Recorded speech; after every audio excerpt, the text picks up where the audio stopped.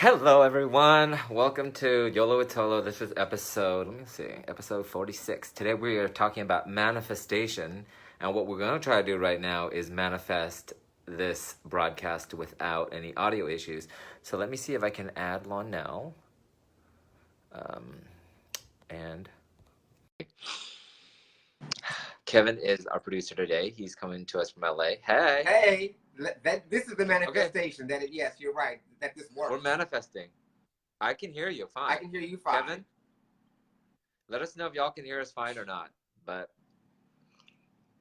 I think we're good to go. Hi, how are you and where are you? I am in Chicago. That's not where I started out. I've been to a couple of cities already today, and it's only, I don't know what time it is. It's afternoon sometime. Early evening, something. I don't know. But I'm in Chicago to answer your question.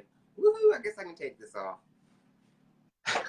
See all my... Hey, Alex, thanks. Audio sounds great. Alex and Kevin say audio sounds good. We should bring Alex on sometime. I know, I love Alex. He has such great energy. Hey. So, today we're talking about making manifest. Last week, we talked about when I was in Florida, and I don't know where you were last week. You were home? I think I was home last week. You're right. Yeah. Last week we talked about remembering to have fun, which I always have fun with you when I talk to you every week. And this week we're talking about manifesting. And if you're watching at home, let us know where you guys are at and what the weather's like, because Lonnell and I know for me, the last week we've really suffered from allergies, right? My allergies have been horrible. I was in Virginia last night and I couldn't even sleep because of the congestion. I was taking stuff before bed and all that, but I mean, literally I would wake up every like few minutes because I would get so clogged up I couldn't breathe, or my mouth, I was breathing through my mouth. My mouth was all dry. It was just not pretty. Just not pretty. You know what's funny too is we're always talking about go back to your breath, go back to your breath. Right. My breath was trying to take me away. Okay. So I got me a little Ayurvedic concoction here. It's just hot water and lemon. I have peppermint tea. I love peppermint tea. Sometimes I just like to throw mint up in my tea, and it's all good. Yeah. Just all good. Okay, should we get to it? So we're going to talk about segment 1, ToLo's topics, and a lot to talk about. But first and foremost, it was I was in DC for Passover dinner at a good friend of mine's home, and that's when I saw the crazy news. And it's still like they're still investigating it, still discovering bodies, but it looks like in Sri Lanka there's a lot of bombs went off at was it churches and also boutique hotels. And what's the count now? Was it like 300? It was 3 something the last time I heard. Yes. Yeah, deaths. Yeah. Yeah, and just can this we just like say a prayer for soft targets like churches and places that you wouldn't necessarily have armed protection always. I'm sure that's going to be changing quickly and rapidly. It's just so devastating to constantly hear, like we're constantly barraged with all of this this type of negativity, this type of pain. There's definitely, I believe, some type of religious warfare going on. Wasn't it ISIS had claimed? Yeah. Kevin says, our producer says 359 deaths. The death toll is at 359 at the moment. Yeah, I don't even know, like, what do you even make of it when I feel like every time I turn on the news, like there's some sort of like shooting or massacre, and how do we even begin to process this? I know part of it is like, oh, another shooting, oh, another bomb went off, which I hate that feeling. Right, you don't want to become desensitized to it, but also you can become burdened by it. And I don't mean maybe burdened is not the right word, but you can't become overwhelmed by it. And it is overwhelming. Yeah. Because it's constantly happening, but you have to understand that those minority voices, because really it's not everybody that's like that, but when you feel your power diminishing, you do what you can to amplify your voice, whether it be a white supremacist, whether it be murdering Muslims, murdering Christians, whatever. Whenever you feel diminished, you're going to do whatever you can to expand your voice. And if you can keep us all under that grip of fear, then you can maintain your level of power. So we still have to keep that in our minds as well, to understand that there is a bigger, more collective picture. And there's just as much good happening in the world too, but we don't tune into that. So yes. You know, one of my favorite quotes was Mr. Rogers' Neighborhood. I don't know if you watched it. Not in years. PBS. Yeah, right. we old. But I'm sure a lot of the younger people watching are probably like, "Who's Mr. Rogers?" Anyway, it's a beautiful day in the neighborhood. Anyway, so you know, I remember, I will always remember something that gives me hope is something that his mom had told him when he was little, and he would watch the news, and there was still bad news, because that's what the news cycle shares and feeds off of. You know, the whole if it bleeds, it leads kind of idea. But his mom said that when things like that happen, bad things, look for the helpers, because that's where you see hope. And like you said, as a person that has worked in the news industry for over a decade, I know that there are so many more good stories out there than bad stories, but these are the ones that are highlighted. So, you know, it's you know, when you look for the helpers, it gives you hope, and also you can be a part of that hope or a part of that change. And whether it's you doing whatever little thing you can, using your platform, whatever, how big or small it is, and being a positive voice for that person, for that, you know, mentee, whoever that is that's listening. I feel like that collectively, if we all, I love a quote from Desmond Tutu that says, you know, we are all like a droplet of water that makes the sea. Right. So although we kind of feel sometimes like, oh, it's so bad. I mean, instead of just saying, you know, when all these things happen, you know, people are like, oh, praying for them, and then the next news cycle, and then they're praying for them. No, instead of praying, pick one thing and do. Right. Pray and do. You can do both. You can walk and chew gum both at the same time. You can pray and do at the same time. Some people can. Some people can. Especially now, we'll get to our digital detox later, talking about kids and their gadgets and their addictions going up. But yeah, let's, you know, say a prayer literally say a prayer. And if we can, do whatever we can to spread positivity in this world. Because really, I think our job is to figure out our power and to use that power, that truth, to make this world a better place before we leave it. Right. That's no matter what religion. And at the end of the day, you know, you follow. That's what they preach. We are bigger than the appearance of our fear. So whatever, you know, all of that, you're still bigger than that. So you're still more powerful than that. So you can't lead with fear. Let the news media lead with fear, because that's what they do to get eyeballs onto the table and breaking news and keep you hooked into that. But you have to know individually that in your walk, in your individual journey, you can't lead with fear. You just can't. Not and be happy. Yeah. I love that. So say that again. That was such a great quote. No, you can't lead with fear. I mean, let the media, let them handle that. But in your own personal walk, you can't lead with fear. So you have to understand that you are much bigger than the appearance of your circumstances. So things may look like they're crazy, but you still have to know, you still have to have that clarity in here and in here. And once you have that, then you can navigate those murky waters a lot more successfully. Yeah. And speaking about feeling like, you know, there's such big problems in the world that we can't fix. I know a big topic that I've been talking to a lot of people about, that you and I have been actually experiencing with our allergies and Mother Nature. You and I travel a lot, and Mother Nature doesn't seem confused, but it seems as though like sometimes the cherry blossoms are coming out earlier, or no, Mother Nature is pissed off at us. Just call it what it is. True that. And Mother Nature will spin us off this earth in a quick minute. Yeah.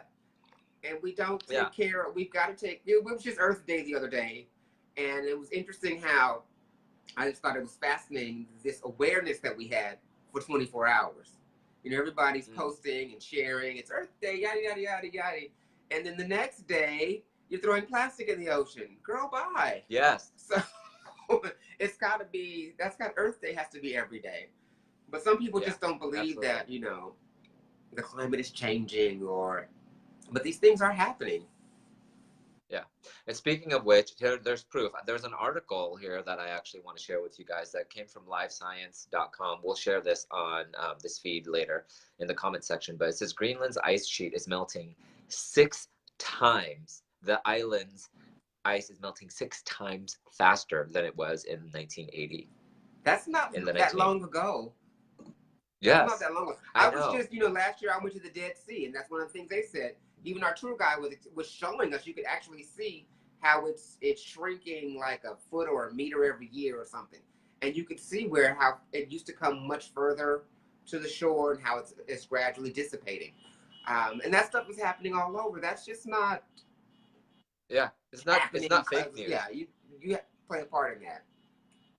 About 2 years ago, I went to New Zealand and I drove to the glacier in the South Island, and it showed like at the road where we entered, it said the glacier used to be here, and now it's like all the way up there, and it's tiny. And so if you know whatever kind of science you believe or don't believe in, I mean, like we are seeing it with our own eyes and experiencing it through our travels and through our allergies and our fluctuations in temperature. Yeah. But what was interesting too here is it says if this island melted entirely, sea levels would rise 24.3 feet. That would flood every city in this country, every coastal city. The big cities, New York, LA, Miami. 24 feet? Yeah, 24 feet. Like if you live on Santa Monica Beach? Entirely. Yeah, I mean, it's big. I don't know how big it is. Yes, yeah. So again, it's like, I love what you said too about like, what can you do? Is it, picking up, I recently have picked up like, garbage on the beach. But it's interesting is there's so much garbage on the beach. And it just is so disheartening. I took a boat ride in Greece when I was there this summer. And there in the beautiful crystal clear blue water, you see like this big plastic crate. And you'll see like plastic bags and stuff once in a while. And then today I was just out on the beach. But here, Crissy Field, where the Golden Gate Bridge, you can see a beautiful view of the Golden Gate Bridge here from San Francisco. And there was like little bits of plastic, and like I saw a piece of hypodermic needle and, a straw. So again, it's like, I know that, it just seems daunting, but I've seen locally though, on the positive side, I went to a coffee shop in Berkeley this week, and it was so beautiful to see like they're using instead of like wooden sticks, they were using pasta, hard uncooked pasta for the stirs, and more like biodegradable straws and things like that. So, I'm seeing a lot more of that. I'm seeing a lot more of that. Yeah. Unfortunately, we're so driven by money and greed and all these man-made concoctions that we don't really care what expense they come to, what expense they cost us naturally until till we have to. And unfortunately, we've got to get out of that mindset. You've got to understand that the earth is your friend. Yeah, exactly. And I'll leave this here. I told you guys this earlier, but you and Kevin earlier, but if there's one Netflix show that I would promote or say watch, if Netflix just disappeared tomorrow and you only had today to watch it, and this is how strongly I feel about this, but this show is it's narrated by Will Smith. It's called One Strange Rock. And that strange rock is the Earth. And it's told by 8 astronauts. And the way it's told it's so visually and information-wise beautiful and simple, breaking down this huge complexity that makes the Earth, down to the oxygen that we breathe and how that's created, to the ozone layer, it just breaks it down so beautifully. But this is the one thing that I took. It's a series, so one of the episodes, this stuck out to me, that the voiceover that Will Smith said was that no matter what happens where you are on Earth, what happens where you are affects the people on the other side of the Earth. Other people like Fiona. Hey, Fiona from the UK. Hey, Fiona. We see you, girl. What's up? Miss you. So that really shook me, and it has made me think more about, okay, well, when I walk, as much as possible, can I pick up garbage? Or, for some people, they can donate some money to research or I know there are people that are going out to the great garbage patches in the middle of the ocean. Or when you go to restaurants and doing what they don't use biodegradable products, do you have a paper straw? Or you can start demanding that stuff from the places that you patronize, because they will listen to your money. Yeah, true that. Because money speaks, child. That's all we care about. Yeah. So yeah, I don't know what to make of it. I just know that everywhere I've been going, I mean, I just went on a speaking tour in the East Coast, and whether it's New York, Tampa, DC that I've been at, like everybody is talking about the changes in the weather and how crazy it's been. I know in DC the cherry blossoms are out in full force, but they were just talking about how they barely had a winter. And then you have like the crazy storms and the crazy cold times, and then the really hot times, and I just feel like like you said, Mother Nature is mad is the best way you put it. It just like the seasons are just kind of like topsy-turvy. Right. And if you meant to make things difficult for her, she's gonna make things difficult for you. Period. She will get you together. She's gonna win. She always wins. Yeah. Yeah. I went to the Natural History Museum in New York. I don't know if you've been. Not in a while, but yes. But I mean, hello, you can see that the dinosaurs, the ginormous dinosaurs, Mother Nature spun them right off. Yeah. So, I mean, and in due time, she's going to do the same for us if we don't pay attention. So true. So true. That is just the truth. And the truth is, we need to move on to the next segment, is Dump the Hump. I still brought these back. Look how nice. These are recycled, by the way, see? Yes, very earthy. Anyway. Yeah, that's cool.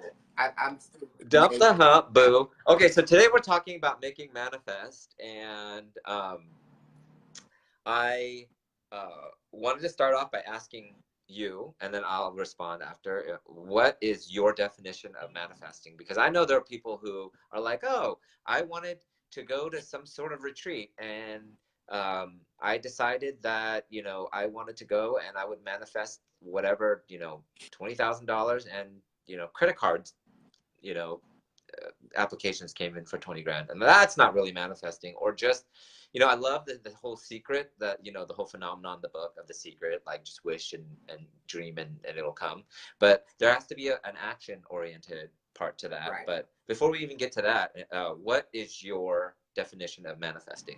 Because you are one of the for me it's like what it means to manifest something is, first of all, realizing that I'm entitled to dream big, and I'm entitled to live those dreams. So just as a spiritual being having a human experience in this journey, I'm entitled to that. So I don't know, if you walk from a space of entitlement, not arrogance, but where you realize that you are connected to this greatness, to this source that is greater, then you can have everything that you desire. That's why you're giving those desires. So for me, it's really about understanding. Manifesting is about understanding that you have the power to live the life of your dreams, and it's within you. It's within your heart and in your mind. But you've got to be intentional. You've got to be specific, because the universe has a wicked sense of humor. And you've got to be involved, and you've got to be active, and you've got to practice the principles. And it's a relentless practice. It's not a one and done kind of thing. So, and whether you believe it or not, you are manifesting stuff in your life. Because if your life's a hot mess, chances are the thoughts and your beliefs about yourself and about your life are a hot mess. So whether you're actively doing it or not, you're doing it. So why not be active, a little more proactive in it? Absolutely. And I believe that it starts with belief. So I love that you said that. To piggyback off of what you said, it's the belief that you can make your desires come true. Right. But I believe too that you really have to believe it. Not kind of believe it, because it's a kind of like being kind of pregnant. You really got to believe it in your heart. Yeah, you do. Like, do you want to, use your writing talents to inspire more, compassion and action? Or sometimes it's even like, I want to manifest love. I want to meet a partner that really fulfills, my desires. But whatever that is, if you don't believe it, people, I know people who say, I believe it, and they put it out there and they believe it, but they really don't feel the belief. Right. So it's and like you said, there's still a practice in there. There's still a work principle that has to be applied. Yeah. And like you said, the universe, has a wicked sense of humor. And I always say God, universe is a comedian, because when you aren't specific, or you're putting the wrong things out there, let me tell you, the lessons will come. They will gobsmack you. So you better be ready. Yeah, you better be ready for what you asked for. So it starts off with that, the belief, and then if your intentions are aligned with your talent and who you are supposed to become, then these things just start like these, what, like you call it, the we talk about the whispers, or these synchronicities, right. just kind of show up. But then there's also the action part. You have to take action towards it. You can't just be like, I want to make $1 million, and then not put content out there or not put in the work. Right. You've got to put in the work. And I'm sure every spiritual book from the Bible on will tell you that faith without works is dead. So you've got to work. You got to apply something. And you don't get to dictate the timeline of the manifestation. So this is about you, but this is not about you, boo. So you don't get to dictate the timeline. So it can't be like, okay, it didn't happen in 48 hours. I'm done with that. That's not how this works either. So it's got to be a relentless pursuit. Yeah, absolutely. I love that you say that. And you know what? None of us, the truth is, there's a lot of like mixed messages and like people, you know, like the fake news and things out there. But the truth is that we all in this, on this earth, will die. And that's sobering, right? And so you better try to manifest as much as you can to make this world a more beautiful place, right? There's that aspect, but then there's also an aspect of us. I mean, like, we're such magical creatures, right? And I think that so many of us, like you said, I love that you said that it's the belief that we can. Yeah, you can. And we deserve it, right? You are entitled. You have the power. Isn't that what the Wizard of Oz is all about? The power was within Dorothy all the time. You have it within you. You do. Yeah. I know, and I just wish that I could take off these glasses and show you the you know, the grace and the power and the beauty that's inside you. We are such amazing creatures, right? Yeah. And we are one with the earth. So the earth is amazing, the universe is amazing. We're a part of that. But you have to start there, and then we can continue to sort of like manifest. So what are some things that you do to manifest? I'm curious, because I know you do the vision board thing. Vision board is huge for me, just because I like to have a physical representation and reminder of what I'm working on subconsciously. So that's huge for me. Another thing that's big for me is adventure, and that may be traveling to some exotic location around the world. That may be finding a new spot in my city or in my neighborhood. I'm always open to trying to be curious and to explore. And so when I find that when I'm in that space, when I vibrate on that energetic, on that energetic field, then it tends to go a little more smoothly. But that's definitely looking for adventure, having gratitude. Those are definitely big for me. And like I said, travel is also huge, but you don't have to. You know, I love that you talked about like the whole idea of like you can go out into the world and this could be this big thing, or it could be discovering something local, or like on a walk and you just seeing, like, I just went on a walk today and I was like, oh, look at that succulent. Like it's an interesting succulent, and there's a succulent growing out to the side of it, and just like being aware and noticing that and being present. Just be be fully present and connected in that moment, and you will see that will be an energetic shift for you, because you'll start to go through the day looking for these little things that don't cost any money. Yeah. Or look, books, boo. Like, oh, can you see my books back here? Anyway. Ta-da! Ta-da! Yes. I love books. That's also a part of that venture. I don't know. I just think it's too. You know, whichever way you find it, seek it. Right. You know, and a part of, I mean, life's adventure too is just like you and I have been doing this nearly every week for the last year. And I love exchanges like this where my battery literally feels like it's filled up energetically after I talk to you. And you just got to seek that and tell your desires to people that are your tribe. Like you and I, we see each other. Right? We see each other and we feel each other, and we don't want anything else from each other but our time and shared stories and wisdom. And that's one of the most beautiful gifts, and even the way we met was like manifested. So, you know, I'm super grateful for that. Okay, so what we got to do is manifest. Segment number 3 is talk to ToLo, yo. This is where y'all talk to us. I saw Alex. He said vision boards are huge for me too. Alex, I'm curious as to know, like, how else do you manifest vision boards? Do you do it through Pinterest? Do you do it physically like Lonnell does? What other things do you and Fiona and the rest of you guys do? Okay, so The question that we have here in segment 3, Talk to ToLo, is what was the last thing you manifested? Oh, I got what was you did something just recently. What was it? Well, yes. Go ahead. Remember I told you, and I told Kevin that I was like, it is my heart's desire to go and see, first of all, go and see the new-ish museum, the African American History Museum in DC. And tickets, DC, by the way, you can go to all the museums for free, which I love. Put your tax dollars to work, right. boo. Right? A. B, this one is one of the hardest museums to get into because there are timed tickets.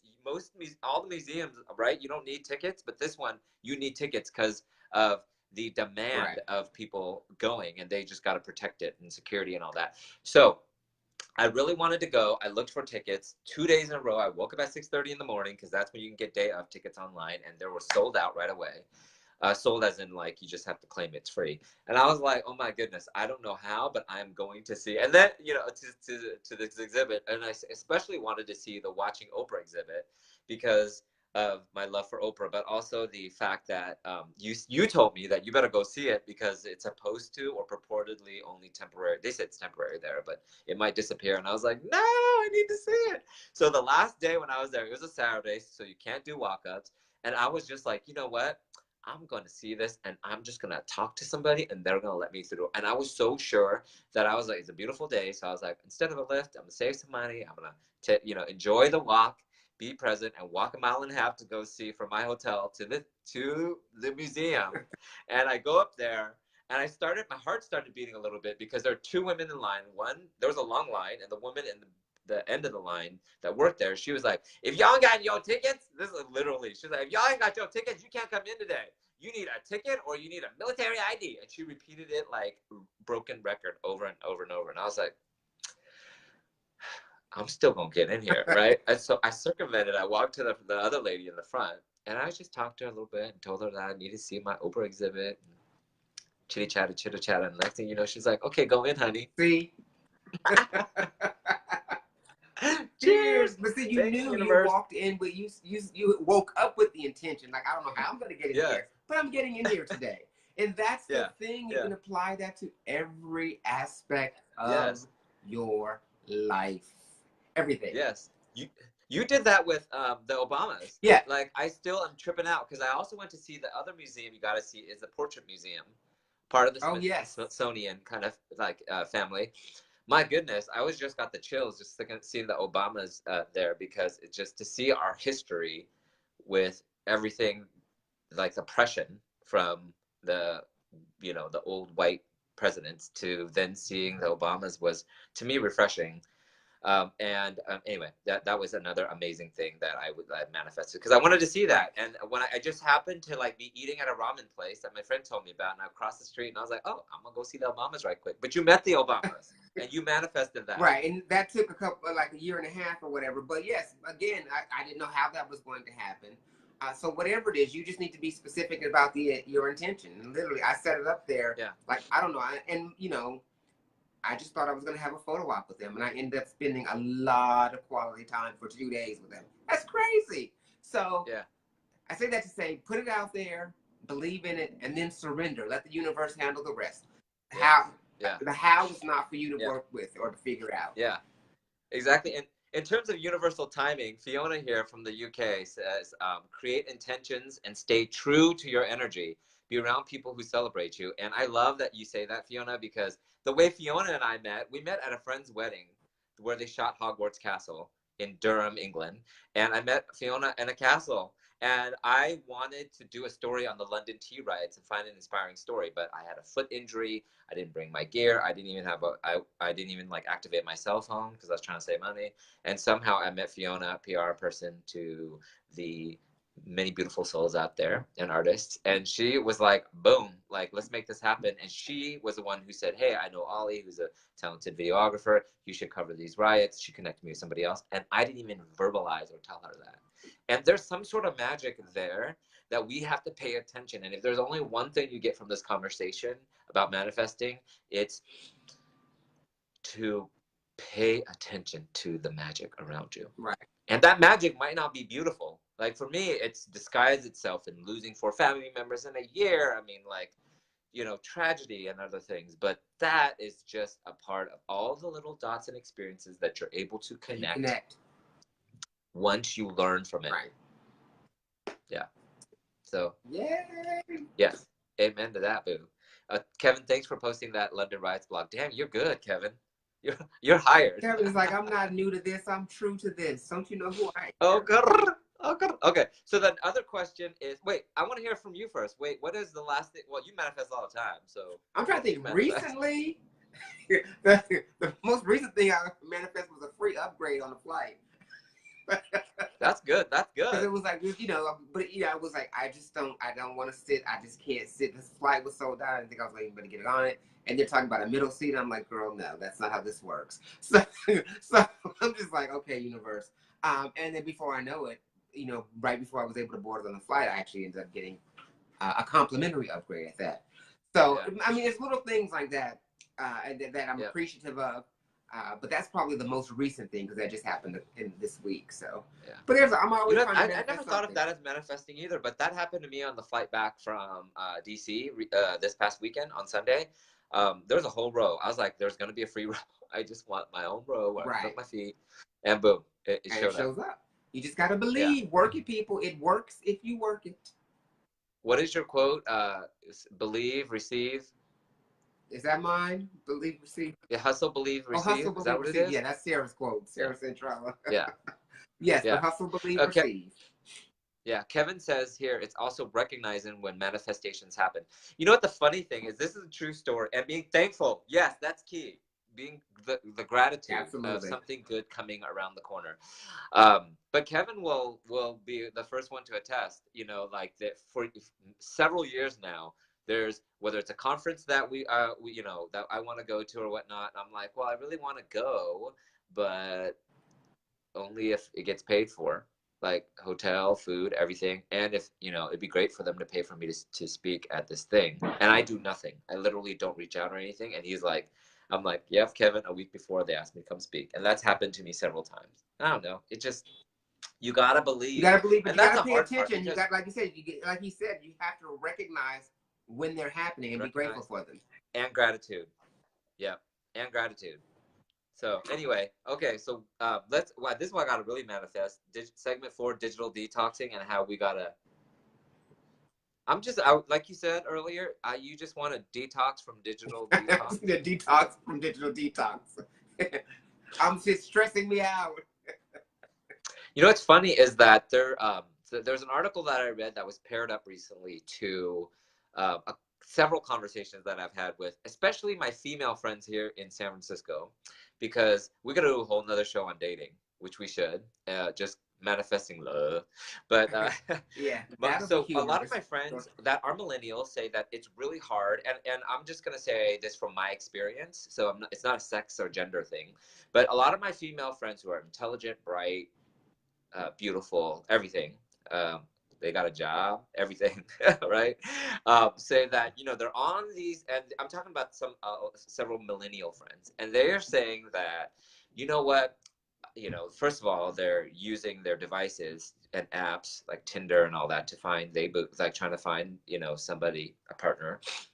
And they said when they exchange text, it's like this beautiful text. They're very witty, charming, all that good stuff. But then when they meet them in person, they have no communication skills.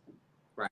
And I believe there is a direct correlation with the fact that these kids are growing up with technology, and they're just letting the work, you know, they're just letting the work kind of show up for them with all this information and all this content without even having to practice socializing and being present. You still have to have the interpersonal skills. You just have to, because with texting or any type of dating app, that is so transactional, especially like certain apps. You're like, well, I want somebody to be this tall, and then I need you to say this and to say that. Well, as long as they're checking the boxes, they can put anything into the phone. But you need that one-on-one interpersonal communication to actually even just see if your energy vibes. You absolutely have to have that. So the apps and the texting, that just supplement, not substitute, for the Oh, that's actual good. connection. So that's good. You have to actually you still got to have that interpersonal, and don't wait until you're all hooked and in love 6 months down the line with a bunch of texting. I need to have this. I need to have this in-person communication on some level way early, so I can cut my losses if I need to. Thank you. That's because we old. But still, you've got to have some interpersonal skills. True. Supplement that, because that person can't hide behind it. Anybody can hide behind a phone. I can be whatever you want me to be behind this device, even through FaceTiming. You know, because what you're seeing is just a segment of my existence right now. You don't see all the stuff that's going around me right now, but there's a whole lot. I do see your energy. Right, but it's a little better. But yeah, you need to have the interpersonal communication. This looking down on the device, no, that's not. For sure.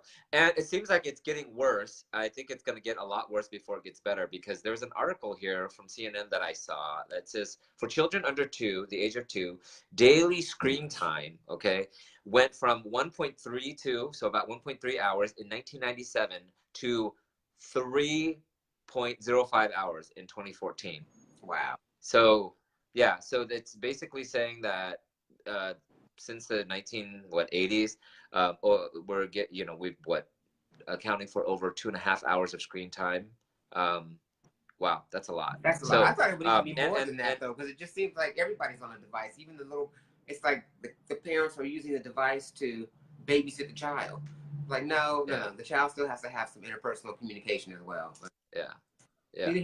But let me play devil's advocate, because I was at this Passover dinner and the kids were running around everywhere, so they're just like, okay, we got to get our kids on the screen. So I think, like you said, in this case too, and not just dating, you could use it as a supplement but not a substitute. Yeah, right. I love that. You're just downloading all this wisdom. It's because I'm like, it's coming through me. Yeah. Can you download the wisdom on how to get rid of these allergies? Right, working on that. That's my next manifestation.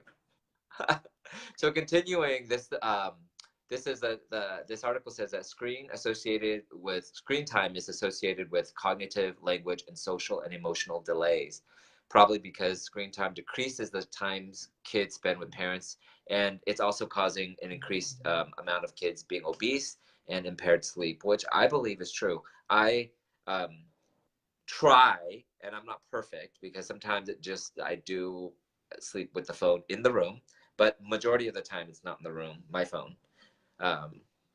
Kevin says, side note, I grew up on Sesame Street. Oh, sometimes I just wish, gosh, you know what? Sometimes I just wish that if there was no social media, we would find a different way to do this, right? You still have to find the balance. We have to find balance. We all do. And so you need to start digitally detoxing your kids at 2 as well from these devices. So yeah, we all have work to do. Yeah, true that. I just think that it's going to be very interesting, say in 10 years, right? What the ramifications are. And I know that, a lot of people, like my coach, Kelly Starrett, he's like a famous CrossFit coach, and that owns the gym I go to. But essentially he's saying that, there's a lot of people with issues now, because your head is 6 to 8 pounds. I think my head is 20, because I was born with a big ass head. But if you're like doing this all the time, that they're having neck issues and hunchback. And there's also new surgeries for wrist issues, carpal tunnel, because you're doing this is not a natural motion that we're supposed to be doing all the time. All right. No, work to do. Maybe you're like, maybe we need to digitally detox and hang up this phone right here. But I think our time is up. Thank y'all for watching. Thank you. If you learned something, please share and care with us in the comment section, and share with your friends. And it is seriously always, I don't know what I did to deserve to have you in my life, and Kevin, and being able to have this conversation weekly. We deserve each other. We deserve it. I believe that. So I can't even tell you like how grateful I am. And I love that Kevin pointed out too, because this whole platform is all about sharing our wisdom, but also collectively learning, and having you share your wisdom. And I love that Kevin said gratitude, being present, and gratitude. Those are my 2 takeaways today for show, to manifesting the life that you deserve. Yep. Be happy for someone else. Genuinely root for someone else's rise, and I guarantee you'll accelerate faster. I have to use the restroom, and I'm getting ready to go to a movie tonight. I'm so excited. Amen to that. Wait, what are you watching? My friend Paul invited me to oh God, I can't remember the name of it, but it's the new Charlize Theron movie where she plays like a politician, and then she connects with the. Is it Vanity Fair? That's not Vanity Fair. I forget what it's called. Yeah. But anyway. But it's not out yet, so it's like an advanced screening. Yeah. So we're actually headed out. Okay. Let me know how it goes. I will. There needs to be some sort of way. I would love to figure out a way to bring people on, aside from just us two, because I would love to speak to Alex and some other people too at some point. I just need to speak Kevin, to Alex help anyway, us with that. Yeah. Long shot. Alex said, is it long shot? Long shot. Okay, we'll have to look that up. Yeah. Okay. All right. Have a good one. See you guys later. Thanks for watching, y'all. All righty. Bye-bye.